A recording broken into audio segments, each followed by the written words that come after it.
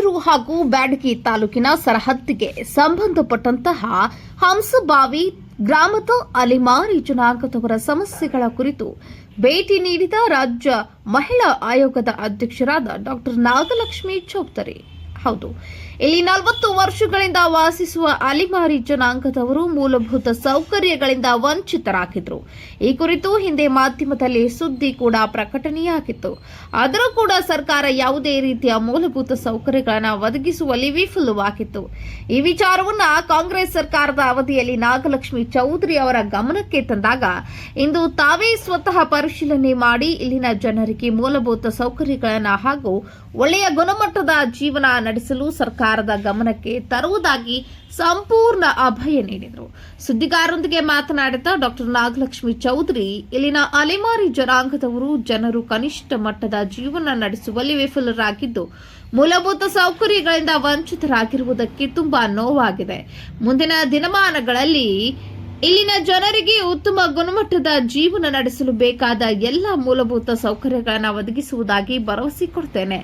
ಸರ್ಕಾರಿ ಕೆಲಸ ದೇವರ ಕೆಲಸವೆಂದು ಅಧಿಕಾರಿಗಳು ತಮ್ಮ ಕರ್ತವ್ಯವನ್ನು ನಿಷ್ಠೆಯಿಂದ ಮಾಡಬೇಕು. ಇಲ್ಲಿನ ಜನರಿಗೆ ಯಾವುದೇ ಕೊರತೆಯಾಗದಂತೆ ನೋಡಿಕೊಳ್ಳಬೇಕೆಂದು ಅಧಿಕಾರಿಗಳನ್ನ ತರಾಟೆಗೆ ತೆಗೆದುಕೊಂಡು ಮಾತನಾಡಿದರು. ಈ ಸಂದರ್ಭದಲ್ಲಿ ಬ್ಯಾಡಗಿ ಹಾಗೂ ಹಿರೇಕೆರೂರು ತಾಲೂಕಿನ ಎಲ್ಲ ಅಧಿಕಾರಿಗಳು ಹಾಜರಿದ್ದರು.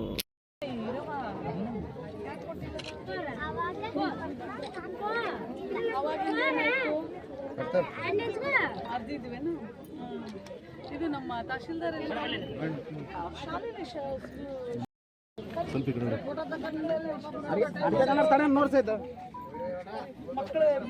ಮಕ್ಕಳಿಗೆ ಓದಕ್ ಜಾತಿ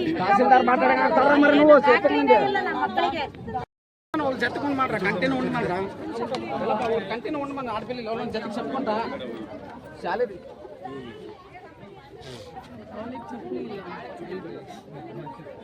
ಸರಿ ಸರ್ ಮಿಲ್ಲ ಮನಸ್ಸು ಸ್ವಲ್ಪ ಸರಿ ಸ್ವಲ್ಪ ನೋಡ್ರಪ್ಪ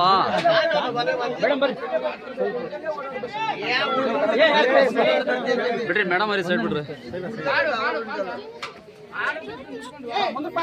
ಏನೋ ಮಾಡ್ತೀವ ನಾವು ಆಫೀಸ್ಗೆ ಬಂದಿದ್ದು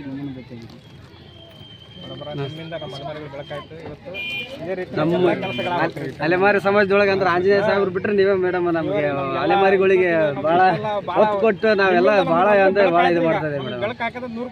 ಗ್ಯಾರಂಟಿ ಇದೆ ಮೇಡಮ್. ಬಂದಾಗಿಂದ ನಮ್ಮ ಅಧಿಕಾರಿಗಳು ಯಾವ ತರ ಬಂದಿಲ್ಲ. ಇವಾಗ ನಮಗೆ ಈ ನಾವು ಜಲಮದೊಳಗೆ ನೋಡ್ತಾ ಇರ್ತಾ ಅಂತ ದೊಡ್ಡ ಹಬ್ಬಕ್ಕಿಂತ ಹೆಚ್ಚಾಗಿದೆ ಮೇಡಮ್.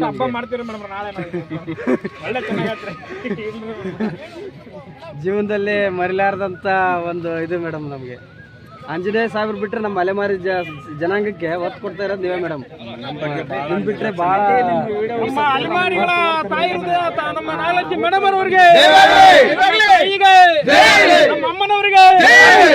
ಅಮ್ಮನವ್ರಿಗೆ